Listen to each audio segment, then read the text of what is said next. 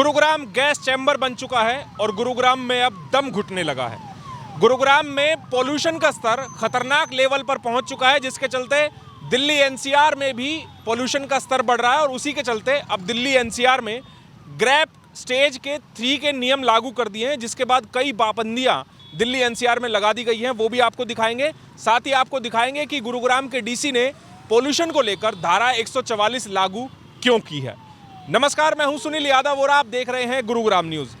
आज बहुत दिनों के बाद आप लोगों ने मेरे चेहरे पर मास्क देखा होगा वीडियो में।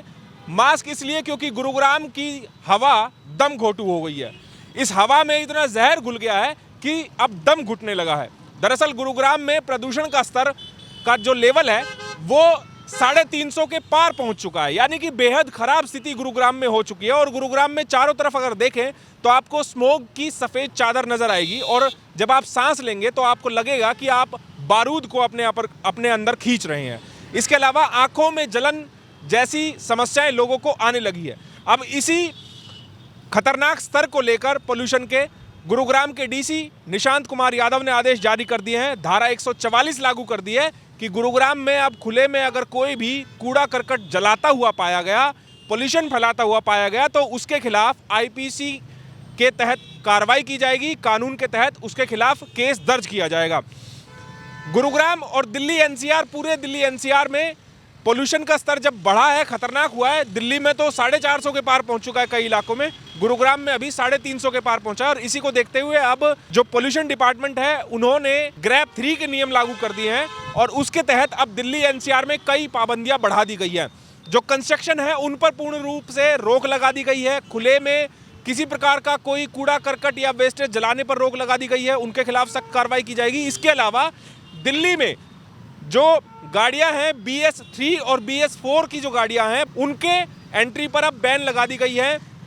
इसके अलावा डीजल जनरेटर्स पर पूर्ण रूप से बैन लगा दिया गया है। एक बार तस्वीरें मैं आप लोगों को दिखाता हूं गुरुग्राम के अलग अलग इलाकों की, कि गुरुग्राम में आज जब आप सड़कों पर निकलेंगे तो आखिरकार गुरुग्राम में हालात किस तरह के हैं। चाहे सोना रोड की बात कर लें, आप वहां भी अगर निकलेंगे तो आपको एलिवेटेड फ्लाईओवर के नीचे हो या बिल्डिंगें आपको धुंधली दिखाई देंगी। आपको ऐसा लगेगा कि सामने किसी ने आग लगाई हो और उसका धुआं इतना ज़्यादा हो रहा है जिसकी वजह से इस तरह की स्थिति पैदा हो रही है। गुरुग्राम के अलग अलग इलाकों में इस तरह के हालात बन गए हैं। अभी तो ना किसी ने पटाखे चलाए हैं, ना अभी दिवाली आई है, ना गुरुग्राम में पराली जली है, लेकिन फिर भी पोल्यूशन इतना हो गया है। शायद पिछले कई सालों में सरकारें एक दूसरे पर ब्लेम करती रही हैं कि पंजाब में पराली जलाई जाती है, हरियाणा में पराली जलाई जाती है, यूपी में पराली जलाई जाती है और उसकी वजह से जो पोल्यूशन है वो दिल्ली एनसीआर में बढ़ जाता है। लेकिन इस बार सरकारें दावा कर रही हैं कि पिछले साल के मुकाबले 50% से ज़्यादा जो कम है, 50% से कम पराली जलाने के केसेस आए और उसके बावजूद अभी से इतना पोल्यूशन हो गया। दिवाली में अभी समय है, लेकिन उससे पहले इतना खतरनाक स्तर पर पोल्यूशन पहुंचना वाकई में सवाल खड़ा करता है। और पिछले लगभग 5-7 सालों में सरकारें ये पता लगाने में नाकाम है कि आखिरकार इस प्रदूषण का असली स्रोत क्या है, मुख्य तौर पर स्रोत क्या है, जिसकी वजह से दिल्ली एनसीआर में हर साल दिवाली के समय इस तरह का खतरनाक पोल्यूशन हो जाता है और लोगों का दम घुटने लगता है। आपको एक बार तस्वीर में दिखाऊं, मैं राजीव चौक पर खड़ा हूं और पोल्यूशन की असल वजह जो हमें समझ में आती है, एक आम इंसान को समझ में आती है, वो है ये व्यवस्था। आपको मेरे पीछे गाड़ियों की लंबी लंबी कतारें नजर आ रही है ना, ये कतारें रोजाना इसी तरह आपको दिल्ली गुरुग्राम एक्सप्रेसवे पर नजर आएंगी।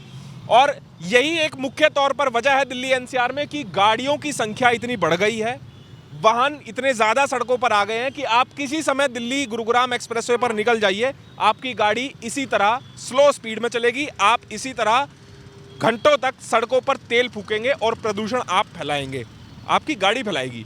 और मुख्य तौर पर यही वजह समझ में आती है, सड़कों पर इस तरह ट्रैफिक जाम लग जाता है। और ट्रैफिक जाम ना केवल जब मुख्य एक्सप्रेसवे का ये हाल है, तो सोचिए कि शहर की अंदरूनी सड़कों का क्या हाल होता होगा। इसके बाद शायद कोई दूसरे कारण हो सकते हैं, इंडस्ट्रियल पोल्यूशन है, सड़कों पर धूल उड़ने का पोल्यूशन है, कचरा जलाने का जो मैटर है वो हो सकता है।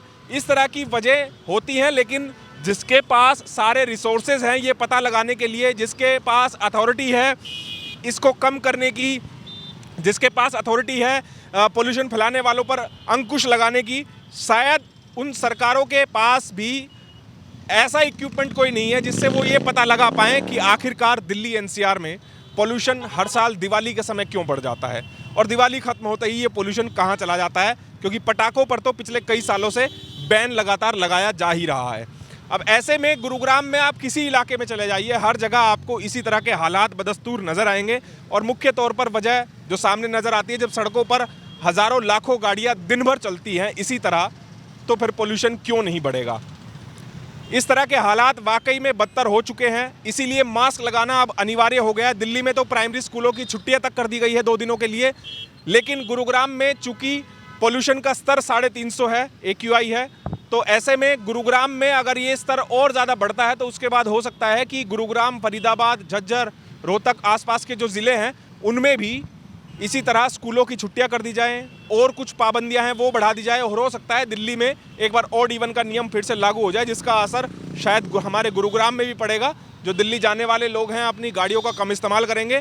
और पोल्यूशन से निपटने के लिए मेट्रो ने भी अब प्रतिदिन के फेरे अपने बढ़ा दिए हैं, यानी कि एक मेट्रो जो पहले जितने फेरे लगाती थी दिन में, उसमें 20 फेरे और बढ़ा दिए गए हैं। तो ऐसे में पोल्यूशन को कम करने के लिए लोगों को ये सलाह दी जा रही है कि आप पब्लिक ट्रांसपोर्ट का इस्तेमाल कीजिए।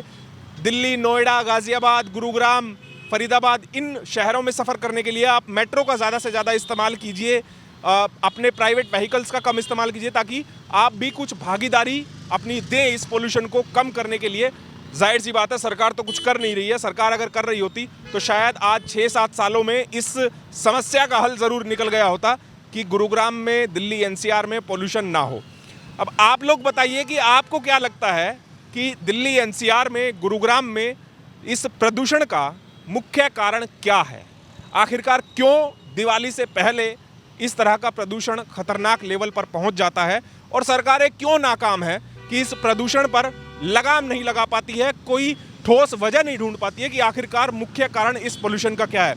आपकी राय क्या है? आप क्या सोचते हैं इसके बारे में कि प्रदूषण क्यों फैलता है, क्यों इतना ज़्यादा पोल्यूशन हो जाता है कि सांस लेना भी दूभर हो जाता है और दम घोटू ये हवा बन जाती है, जिसकी वजह से हमारा गुरुग्राम गैस चैम्बर की तरह नज़र आता है। इस खबर के बारे में आप हमें अपनी राय कमेंट करके ज़रूर दीजिएगा। साथ ही साथ आप इस वीडियो को ज़रूर शेयर कीजिएगा ताकि सभी लोगों तक सही जानकारी सही समय पर पहुंच पाए। मेरे सहयोगी मोनू के साथ मैं सुनील यादव, गुरुग्राम न्यूज़।